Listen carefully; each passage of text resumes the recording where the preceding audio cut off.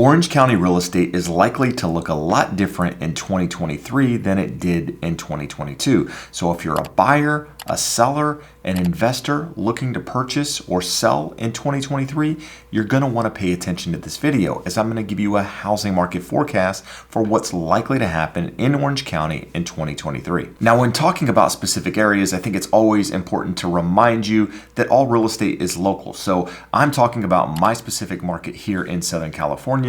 Your market in another place across the nation might react a little bit differently than where I'm located. But with that said, the stats, the predictions that I'm going to talk about in today's video are likely to be similar in most major markets across the United States. Now, in today's video, we're actually going to touch on inventory, we're going to touch on inflation, we're going to touch on interest rates, buyer demand, as well as home sales and home prices. And lastly, we're going to talk about distressed sales, foreclosures, and the likelihood of them coming to the market as we come into the new year. Now, I think it's always important when talking about forecasts to talk about where we came from, where we started the year in 2022, where we're starting the year now, and then what we're likely to expect. So I'd like to start today's video by talking about inventory. Last year, 2022, we started the year at 954 homes on January 1st. And we saw that number move as high as almost 4,100 homes by the middle of August. And towards the end of the year, that number started to dwindle as it's the slower time in the market, seasonality, just less people putting their homes, selling their homes during that time of the year.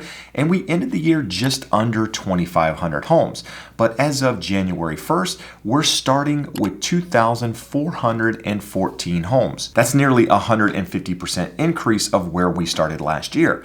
But I think it's also important to note that the 3-year average prior to the pandemic, 2017 to 2019, we would start with 6,959 homes. So while the number has increased significantly year over year, we're still well below the average prior to the pandemic. Now, with that said, I expect inventory to continue increasing. You're not likely to see a big jump in the inventory numbers until you reach middle of the spring selling season, which is sometime between March and May. But as we start the new year, inventory is going to continue to rise. But don't expect just because we're in the new year that there's going to be a flood of new homes coming to the market. They're going to slowly start to trickle into the market as we get closer to that spring selling season, which typically starts sometime around the middle of February, where that number is likely to continue growing until the middle of summer, where we usually peak with regards to inventory, and then inventory starts to dwindle as the kids go back to school, as the summer ends, and it continues to decline throughout the rest of the year as we approach that holiday season. A lot like we saw this year, but likely getting back to the historical seasonality that we've seen in our market for a very long time. With that said, I don't have a number where the inventory is going to peak, but I do believe that inventory levels are likely to exceed the 4,100 or so homes that we had on the market last year. But a lot of that is going to depend on where interest rates go, which is going to take me into the next thing that I want to talk about. Interest rates last year, 2022, started the year at 3.25%, and we saw that number go up substantially throughout the year, peaking somewhere around 7.25% before retracing and ending the year somewhere between 6 and 6.5%.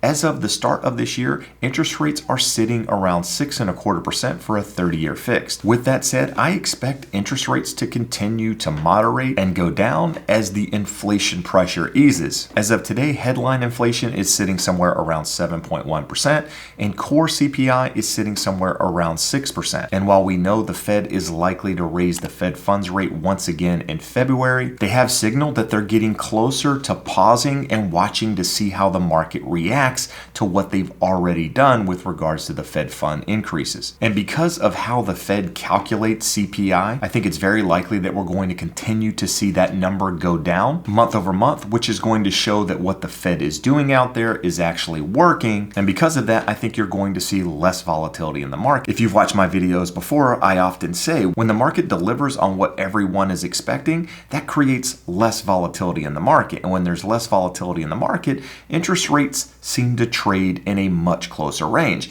But what happens is when you have CPI come in higher than expected, or the Fed comes out and does a higher increase than what the market had expected, you see big fluctuations in the market, a lot like we saw in March of last year when interest rates really started to rise. But since that time, the Fed has been very transparent in what they're trying to accomplish. They've been very transparent in how they're going to raise the Fed funds rate. And since they've been doing that, the interest rate market has actually pulled back. And that's when interest rates started to retrace and go a bit lower. And I expect that trend to continue as we go through 2023. I think inflation numbers are going to continue to come down.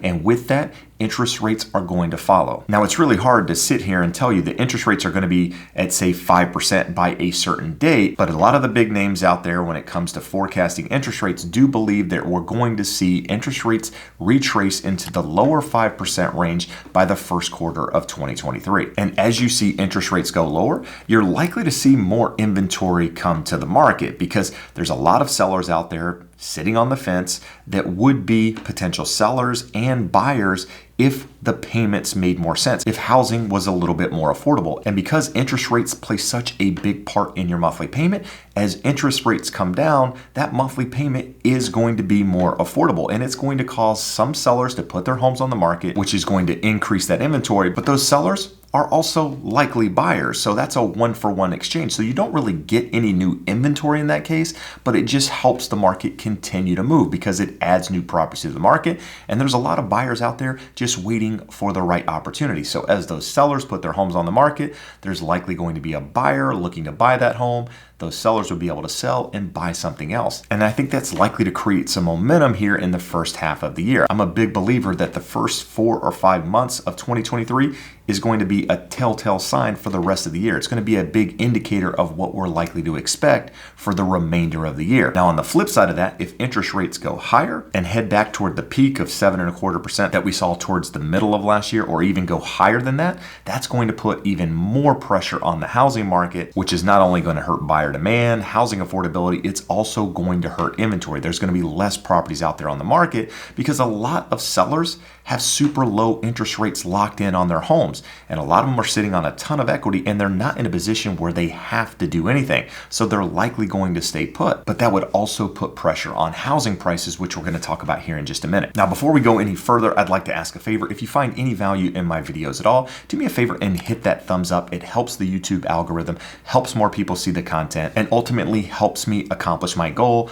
of helping more buyers and sellers navigate this crazy housing market. Now, before we talk about housing prices, I actually want to talk about days on market because days on market are important. Typically speaking, a buyer's market is defined by having more than 6 months of inventory and homes sitting on the market longer than 120 days, neither of which we have at the moment. But with that said, we're more in a buyer's market now than we've been in the last 4 to 5 years. But I want to get specific and actually talk about the number of days on market. So in 2022, we started the year at 19 days on market. So the average home was selling in 19 days. From the time it was put onto the market to the time they had a signed contract, that took 19 days. And as interest rates went up and buyer demand slowed, that put pressure on home sales, which caused a lot of homes out there just to sit on the market. And we actually hit a peak for 2022 around 89 days sometime in late November. But then towards the end of the year, we actually saw interest rates retrace it a little bit. And because of that, we saw days on the market actually pick up. Buyer demand picked up a little bit and homes once again started selling a little bit quicker. And we ended the year around 76 days, which is identical to where we ended in 2019. Now, days on market is another one of those things that's going to be greatly impacted by interest rates. As interest rates go down, which is what I expect to happen, you're likely to see days on market stay pretty much the same, maybe improve a little bit, but not likely to get significantly worse. But if you did see interest rates go up, like we talked about earlier, then that's going to put pressure on home sales, and that's going to cause homes to sit on the market longer and days on the market to increase. But is days on the market really important as a buyer or a seller out there? Well, as a seller, you have to understand as a home sits on the market, and days on the market add up, buyers look at that in one of two ways. They look at it as either the home is overpriced or something is wrong with it. And in many cases, neither of those have to be true, but that's just the buyer's perception of how they look at those homes. But on the flip side, buyers, you need to understand, in a slowing housing market like the one we're in at the moment, homes aren't flying off the shelf. And just because a home sits on the market longer doesn't necessarily mean that it's overpriced or something is wrong with it. It also doesn't mean that the seller has to give the home away or has to greatly reduce the price just because you see those days on the market adding up. Understand, days on the market in a slowing market will continue to rise, and it's a sign of the market in general. So just remember, as a buyer out there looking at a property, if a home has been sitting on the market for an extended period of time, yes, it could be overpriced, but it could also be a situation where that property was in escrow for some period of time, fell out for some reason, now it's back on the market, and you're seeing the days on the market after that extended period of time. So just understand, when you're looking at that number, you have to understand the context behind it as well. Don't just look at that number and think that there's something wrong with the property or that it's overpriced just because that number is higher than you're used to seeing. Now, here's the one that most people have actually been waiting on with regards to the forecast, and that is housing prices. What are housing prices likely to do in Orange County in 2023? Well, in my opinion, you're likely to see housing prices continue to slow. Now, what do I mean by slow? That means that you're likely to see homes sell for a little bit under the asking price, somewhere between 3 to 5% of the asking price, depending on where those homes have been priced to start. Now, with that said, every home isn't going to sell like that. Some homes are going to sell for more than the asking price. They're going to have multiple offers. It's going to be a highest and best situation like we saw in 2020 and 2021. So every scenario is going to be a little bit different, but because of housing affordability, because of where interest rates are, I believe that housing prices are likely to continue slowing, which means that you could see housing prices drop by 5% or so in 2022. But with that said, I'm not expecting a crash. I'm not expecting sellers to give their properties away. I'm not expecting anything crazy. But just understand, we're coming off two of the hottest years that we've seen in real estate ever, historically speaking. Nearly 40% in appreciation here in Orange County in that period of time.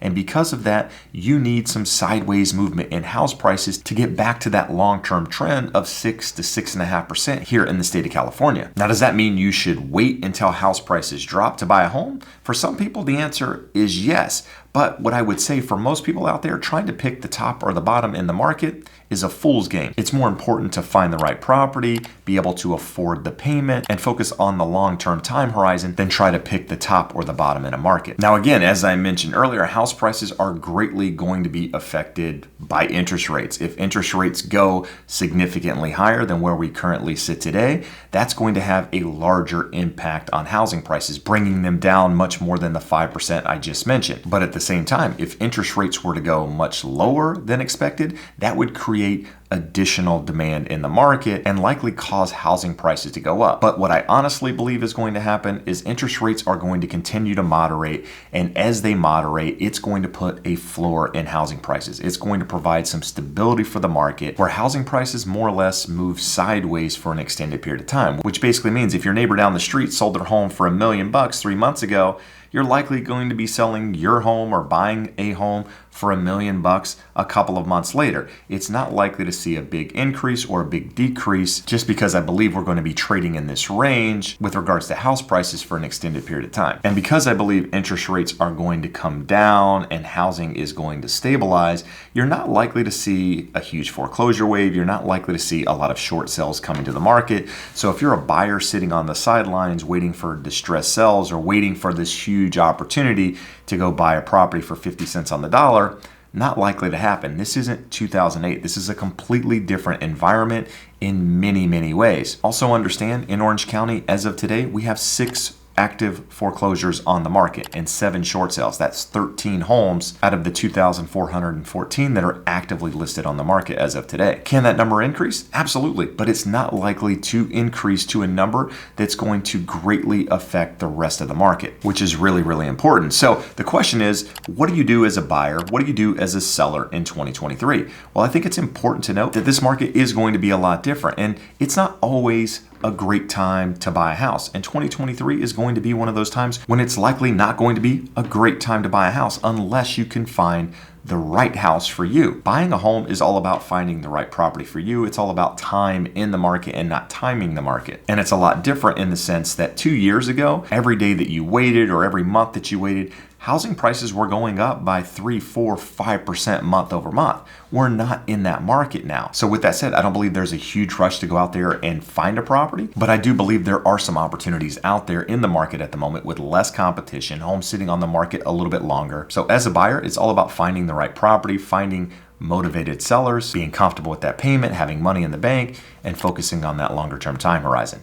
And as a seller, if you're looking to sell in 2023, in my opinion, the first 4 to 5 months of the year is going to be the best opportunity to maximize the price of that property. Not because I believe that housing prices are going to continue to go down, but the spring market is typically the hottest time of the year. That's when the most buyers are out there looking for property, and that's typically when we see the highest values for real estate in any given year. So if I were a seller, I would start thinking about putting my property on the market sooner than later, while making sure that you're pricing it at fair market value, not trying to stretch that price, and really focus on what the market is doing right now versus what you expect it to do or what it did last year. And on top of that, just make sure you're working with a professional. And with that said, I'd love the opportunity to put my 20 years of experience to work with you. My contact information is in the description below. Now, one last thing I'd like to ask before we end is I'd love to get your thoughts on where you think the housing market in Orange County is going.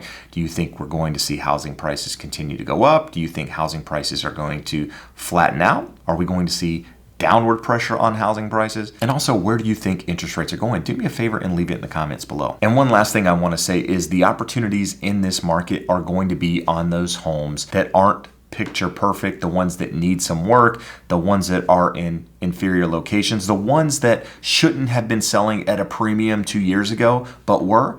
Those are the opportunities in this market. Those are the ones sitting on the market a little bit longer. And those are the ones that you're likely to get the most value out of over time. You know, the ones I'm talking about, the ugliest house in the best neighborhood, that's what you want to focus on in 2023, is buying those homes at a good value, making improvements, adding value to that property while you focus on the longer term time horizon, and you're going to be sitting in a really good place.